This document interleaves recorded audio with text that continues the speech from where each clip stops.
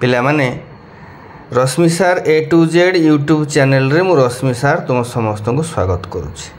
आज आलोचना करिबा third semester Indian classical literature core भी यूनिट 4 रो लास्ट एटा जो भर्तहरिंकर नीति शतकर 20टा जो पद्य अच्छी आरंभ रु सेटा आलोचना करिबा।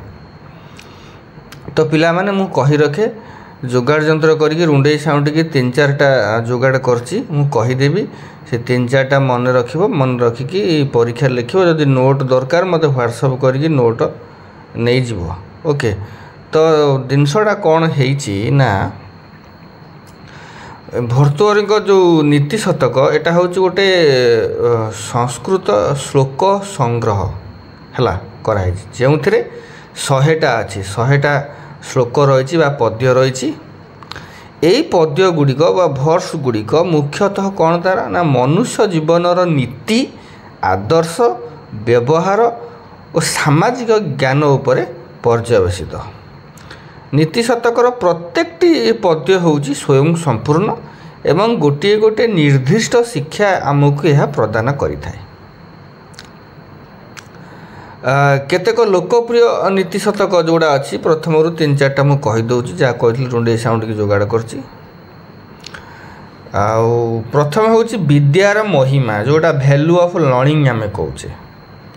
नीति शतक विद्या को पाठ को सर्वश्रेष्ठ धन बोली वर्णना करा जायछि। जो मनुष्य संगीत साहित्य किंबा अन्य कोनोसी कला विषय किछि जानी नाही से सीधा सड़क लांज और सिंग नथिबा एक पशु सहित समान। यह पशु मानकर परम सौभाग्य जे से मनीष घास खाऊ ना। बुझिपाइल केते सुंदर मजार लिखाई प्रथमटा। द्वितीयटा होची दुर्जन को बुझाइबा कष्ट difficulty in convincing the foolish. मूर्ख लोक बुझाइबा असंभव कौन ना उद्यम करी तुमे बालीरु तेल बाहर करि पारिबो। शोषिला होई मरीचिकारु पानी पी पारिबो। घुरी बुली बुली दिने ठेकुआर सिंग जोड़ा असंभव मध्य पाई पारिबो किंतु कदापि जड़े जिदखोर मूर्ख व्यक्तिर मन को बुझाई पारिबो नाही। बहुत सुंदर लगिला। तापर देखिबा धनर महात्म्य इन्फ्लुएंस ऑफ वेल्थ। धन किपरि समाज रे सब गुण को आकर्षित करे बुझला। जार धन अच्छी से ही कुलीन से ही पंडित से ही शास्त्रज्ञ। आजकल से होनी जहाँ पाखे धन अच्छी से सब से गुणी से शास्त्रज्ञ सब से ही भाषण देवार सक्षम से ही सुंदर। कारण पृथ्वी रे समस्त जोड़ा धन से गुड़ाई को आश्रय कर रही था। आजकल जहाँ पाखे धन अच्छी से सब किसी बुझिपाल। तापर साहसी व्यक्तिर लक्षण qualities of a brave person. वीर साहसी व्यक्तिर कार्य किपर होता है ना वज्र सदृश कठोर लोकर मन को कई भेद करें ना। वीर पुरुष माने विपद रे केबे भी धैर्यहरा हुंदी ना, निजर शक्ति को हरांदी ना एवं अपमान को मध्य सह्य करती ना। यह छड़ा आ गोटे कथा मन रख पिला माने ये जो नीति शतकर श्लोक गुड़ी को विभिन्न प्रकार नीति शिक्षा आधार में 10टी सेक्शन डिवाइड कराई। 10टी सेक्शन 10×10 है।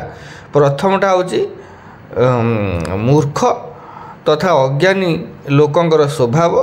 द्वितीय सेक्शनटा हूँ ज्ञानी और विद्वान लोकंकर महिमा। थर्ड सेक्शन हूँ सम्मान एवं वीरत्वर महत्व। फोर्थ सेक्शन हूँ धनर प्रभाव। फिफ्थ सेक्शन हूँ दुष्ट लोकंकर प्रभाव। सिक्स्थ सेक्शन हूँ भल लोकंकर स्वभाव। सेवेन्थ सेक्शन हूँ अन्यर उपकार करिवार महत्व। एट्थ सेक्शन हूँ धैर्यर आवश्यकता। नाइन्थ सेक्शन हूँ भाग्य वा कर्मर प्रभाव। 10th सेक्शन हूँ मिश्रित उपदेश। तेणु शेष में केवल गोटे कथा एति मन रख पिला माने यही समस्त पद्य जीवन में नैतिकता सत्य कर्तव्य और वास्तवता को ग्रहण करने आमको प्रेरणा दियंती। ओके आज एति पुणी देखा नेक्स्ट क्लास रे। रोहुची हैव ए गुड डे।